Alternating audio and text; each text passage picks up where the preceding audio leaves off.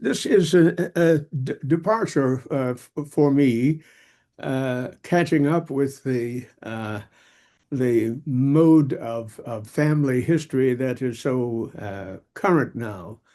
Uh, I profess that I did not really know much about myself. I did not know much about my ancestry.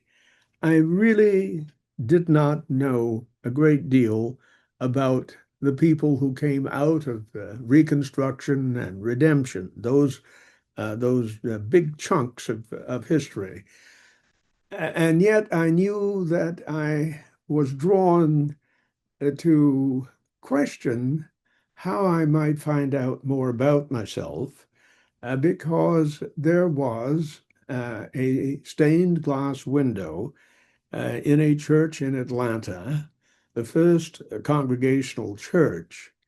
And I grew up in part in Arkansas and in Atlanta.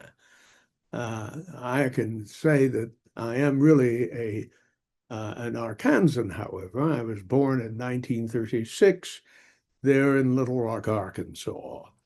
But as I think I will explain later, our tenure in Little Rock became untenable after Thurgood Marshall entered the professional life of my father, who had become the principal of the Rosenwald High School in Little Rock, the largest such investment by the Rosenwald Foundation, famous for, of course, building schools for African American learning, that school in Little Rock. But Atlanta also, and in the first congregational church, there was a stained glass window emplaced there, I suppose, in about 1909 or 1910 by my parents, my uh, my mother and my uh, father, and also my uncle. The stained glass window was a family window dedicated to Alice King Bell. And I didn't know much about her, but I was intrigued. And so I thought, well, why don't I find out what she means to us, to me? And that began a quest that was much advanced by the consultation uh, with a geneticist. I had thought that this story would probably reveal itself in the way that we normally do, with a lot of census tracts, a lot of tax records, falsification of the memories of people who remembered this person and then others. And so off and running, I went. Well, in 1906, a terrible thing befell the city of Atlanta, proud of its modernity, famous for saying it was a city that was too busy to hate, that was to say that race relations were stable and reciprocated and balanced, and that everything really was pretty well going along in Atlanta. But the 1906 riot uh, gave a falsity to that paradigm, that claim. It was really quite a terrible moment, not as awful, I suppose, as the antecedent race riot in Wilmington, North Carolina in 1898, which was responsible for the disaggregation of a voted in fusion government and the expelling of many, many, many African Americans from that city. No, the expulsions were less grave, I suppose, but yet the riot was a savage consequence, uh, a refutation, really, of what was supposed to have been accomplished not so many years ago by Booker T. Washington's famous address delivered in Atlanta, of course, uh, which is known to us as the Atlanta Compromise, in which Booker T. Washington explained why the codependency of the two races was so symmetrical that indeed there was a solution to the problem of race that indeed the entire country was grappling with during the early years of the 19th century, the 20th century rather, and that uh, most people in Atlanta had assumed that the compromise was up and running and satisfactory. Not so. The election was a bitter one in which a famous Negrophobe, Tom Watson, and his newspaper intervened in the gubernatorial election of that year, 1906. The contendants were Hoke Smith, who had been the secretary of cabinet secretary of the presidency, who had a good reputation as being a modernist, and his opponent was the publisher of the Atlanta Constitution, Clark Howell, a man who had virtually engineered the Atlanta Compromise. He thought he may have indeed have written some of the text that Booker T. Washington used as he addressed the Atlanta and the Cotton States Exposition audience. And what both failed to see was that uh, poor whites, to use that term, people today who might be MAGA supporters, were not at all contented with the situation in which Atlanta, business proud, prosperous, went ahead, but not addressing their many concerns. And I think what really struck many of the white people was that the imbalance in the development of the city was uh, insufficient in terms of responding to their needs.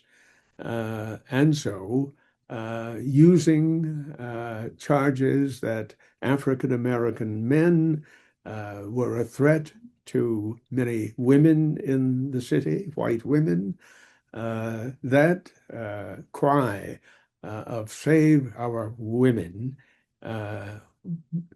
was the fuel for this terrible pogrom.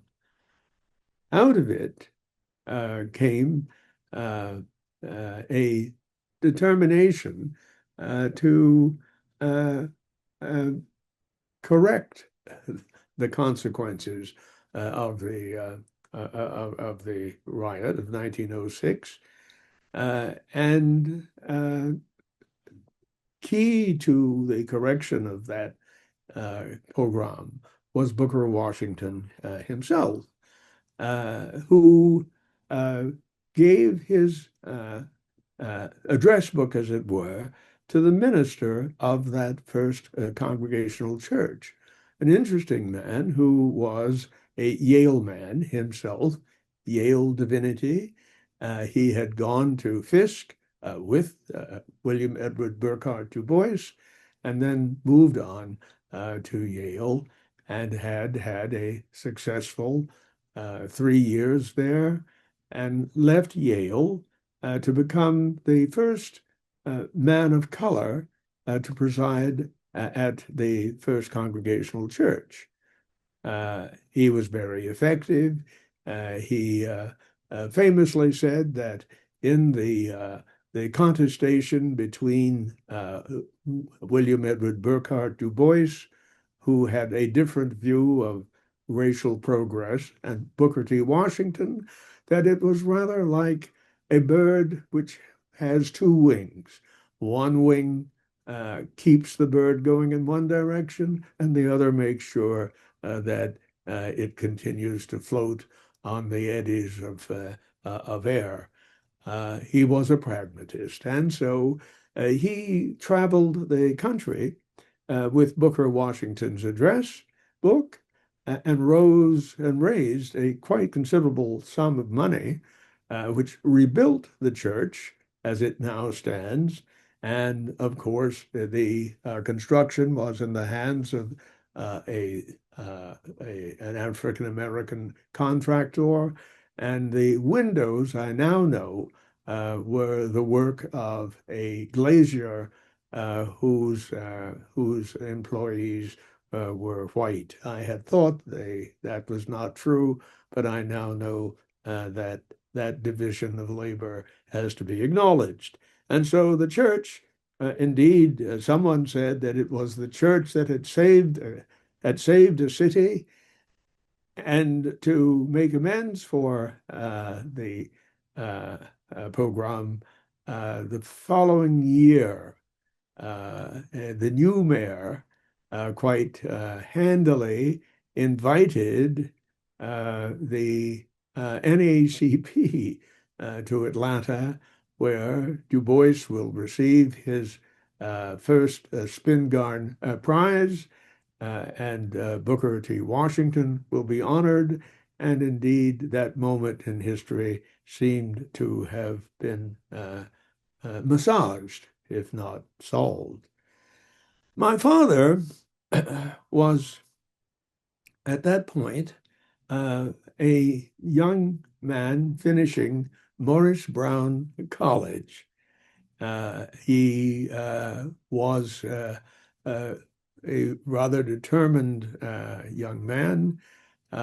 His parents valued literacy and learning, and he, with terrible resources, really, in the backwater of Atlanta, of Georgia, had nonetheless climbed his way up until his admission to Morris Brown and his admiration for the current president of the school, Henry McNeill Turner, a famous immigrationist, an articulate man, presided there. And my father, I think it's fair to say, emulated a great deal the language and the behavior and the character of Henry McNeill Turner. He graduated from Morris Brown College and went to serve as principal of something called the Payne Institute in backwater Georgia. Exactly where, for a moment, it's hard to say. However, it was a town that was served by a railroad junction. It was agriculturally productive. And there, the Payne Institute, he took charge of.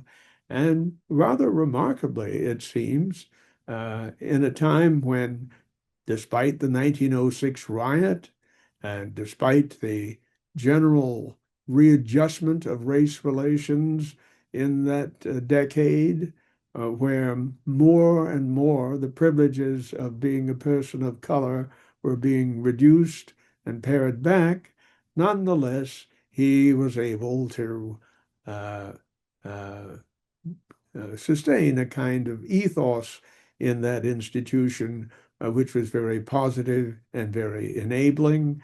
And even, I suppose, the surrounding white community abided by the presence of this institute and this young man. The success of his principalship of Payne Institute would be significant because after he left, uh, Moorish Brown itself, growing in size, would incorporate the Payne Institute as part of its great university ambitions.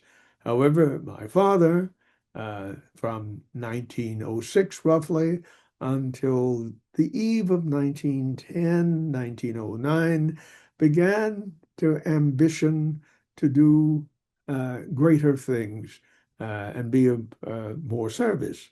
And so he wrote to the dean of Yale Divinity, and the letter read, I believe, something like, Prof, I'm interested in your school. I'd like to come there.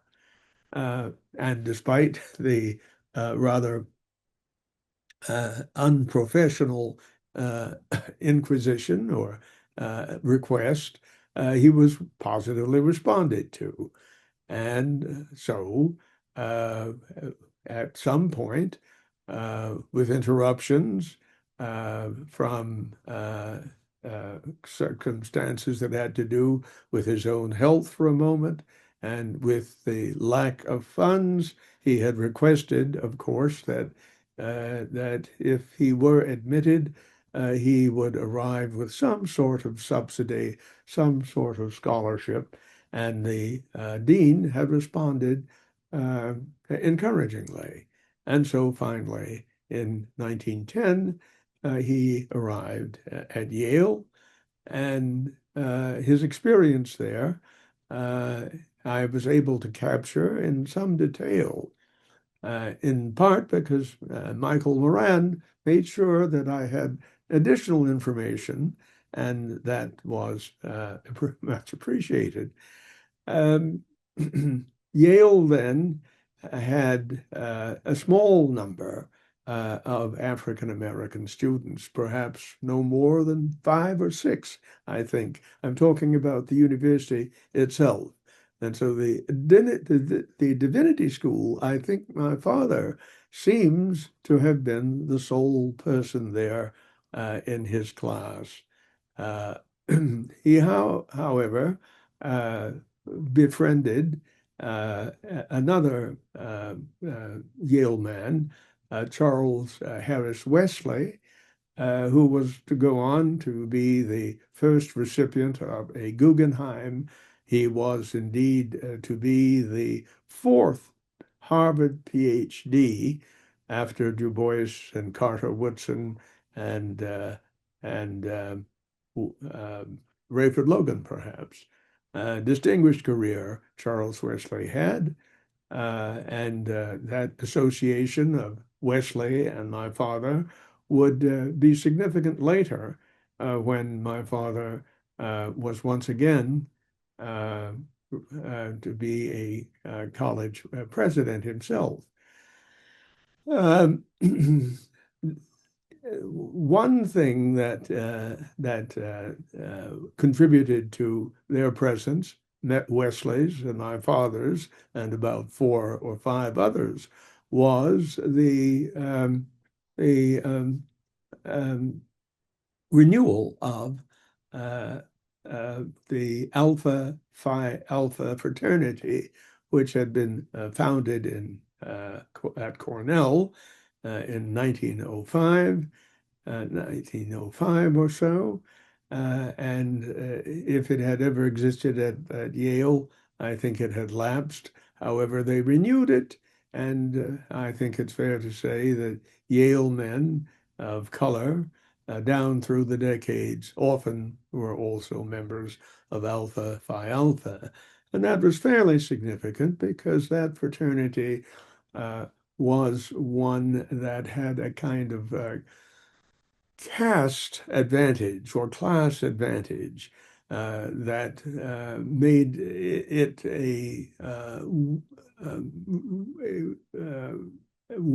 welcomers of the talented 10th idea and of the NACP that is just about to be founded when my father in 1909, 1910 is still finishing Yale. Uh, the uh, uh, the reciprocity, as it were, of that group of men. The Du Boisians, I suppose you would describe them as, prevailed. Uh, it's also significant that Charles Harris Wesley also wrote the history of Alpha Phi Alpha, one which is a classic, useful socially for those who want to understand how class consolidation in subordinate circumstances occurs. Um, the dean of Yale was Charles Brown, and Charles Brown and my father got on remarkably well. I think Charles Brown saw in my father potential. That must have been the case because after my father finished Yale in 1913, he went on to the University of Chicago with the recommendation and support of Charles Brown. And there he took his master's degree in sociology and planned indeed to carry on for the terminal degree of the doctorate. However, by that time, my father had also uh, become, um, um, um, I think he will soon marry, and that will slow his academic aspirations temporarily. There in Chicago, this titanic city of great growth and industrial and business activity, he watched the development of the country at a moment when something was happening that was really quite momentous. And that was that although race relations in the South were pretty horrendous, lynchings continued, accelerating in here and there and so on. Uh, and the migration of African Americans northward had been somewhat limited by means and by circumstance. But with the war, the First World War coming, the decline in European immigration quite radically was the condition that created the void for African American migration northward as well. And so all of this is happening while my father is now has his master's degree, is still living in Chicago, and seeing that a new population familiar to him, unfamiliar to the region perhaps, uh, uh, creates advantages, professional and otherwise. And indeed, with the masters, he goes to Morris Brown, the college he had was the alumnus of, and teaches sociology.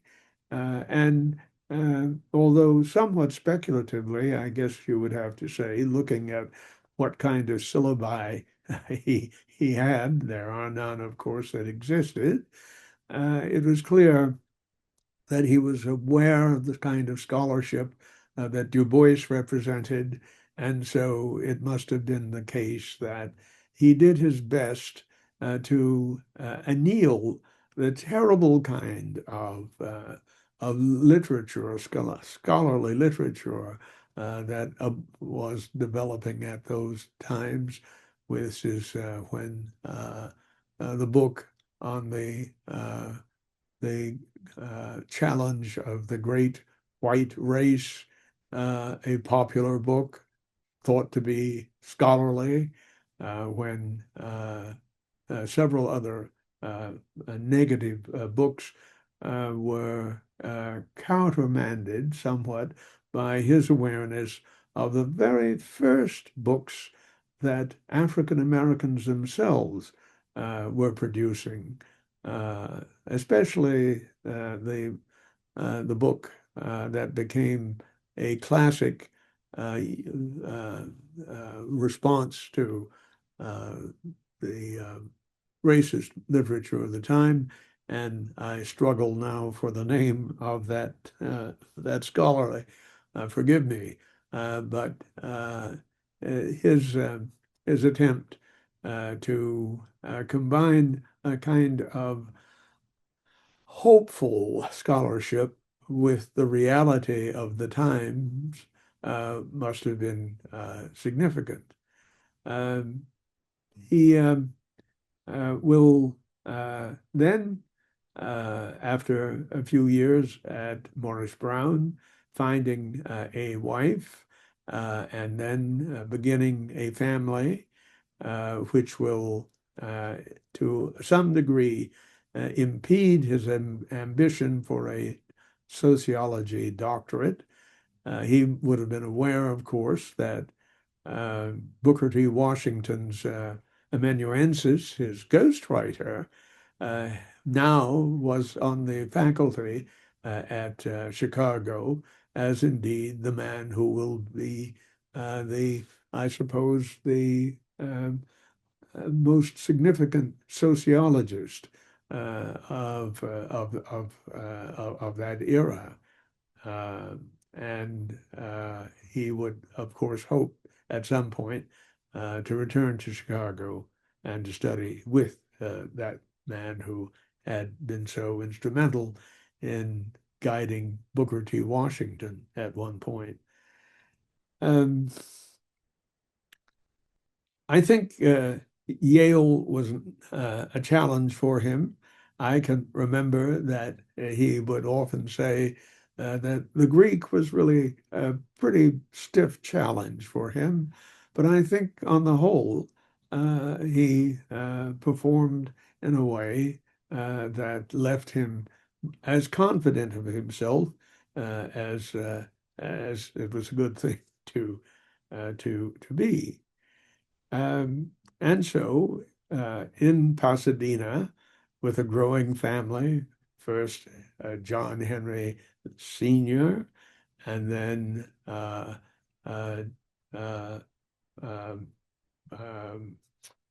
James Walker, and then Milton Dunbar, and then Adele, his daughter. That family, pastoring as he did, the first the first AME school, AME Church in Pasadena, a place where racism made itself known, of course. Famously, the swimming pools were emptied when African Americans used them, although access was granted, and where indeed the circumstances of employment were challenging, although it was Pasadena, a place from which came one of the science writers of the future, and where indeed Jackie Robinson himself grew up.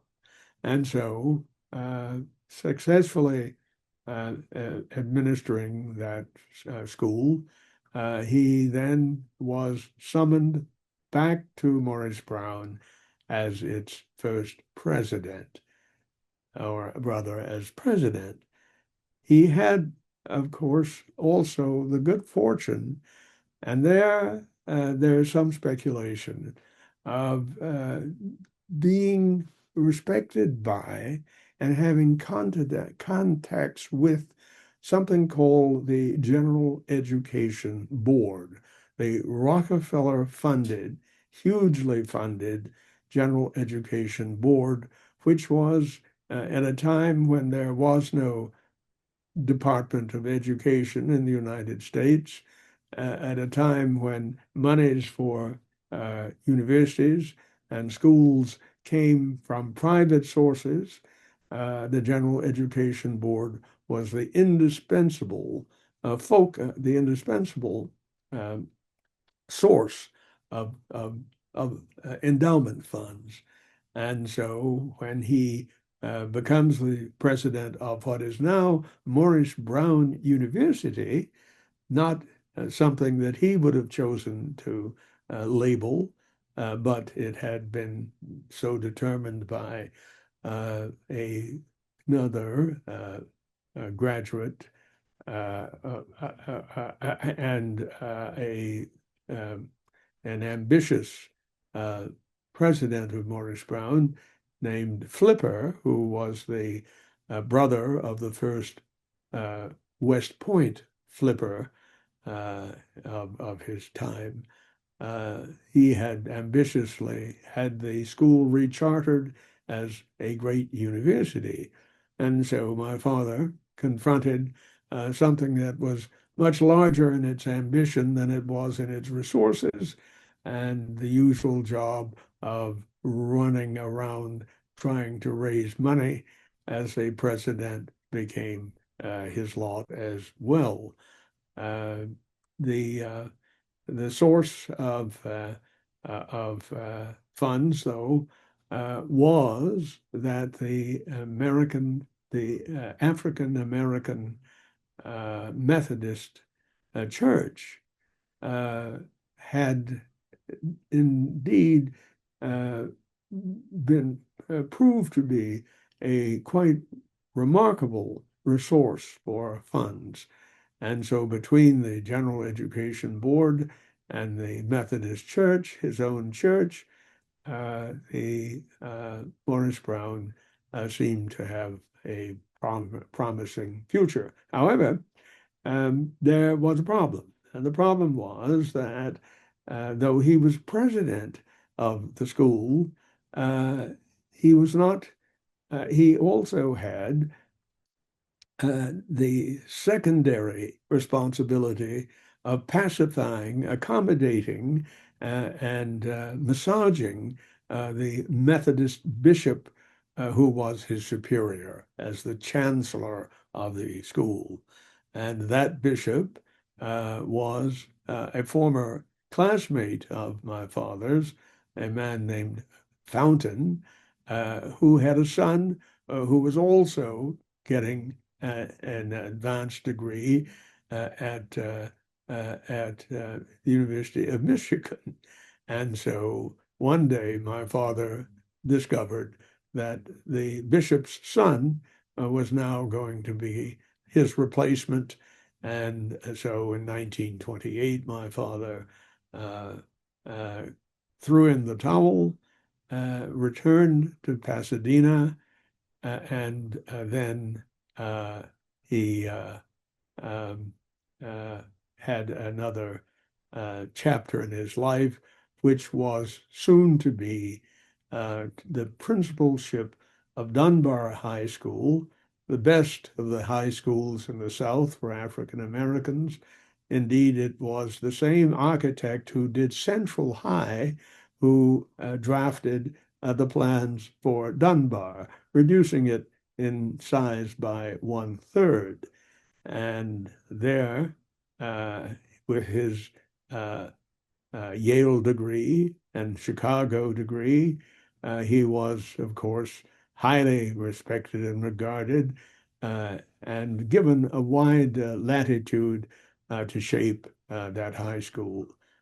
It will last from 1930 until 1940 with General Education Board and Rosenwald Fund subsidies as well. And finally, a major civil rights case that will change the family's future. And it will involve Thurgood, the young Thurgood Marshall, who is responding to his teachers who see in the mid-1930s that the disequilibrium between salaries for white teachers and African American teachers is appalling and a violation of the 14th Amendment. And so off we go with an interesting civil rights suit that was perhaps the beginning of the suit that will eventually bear Thurgood Marshall's name again, Brown versus Board of Education.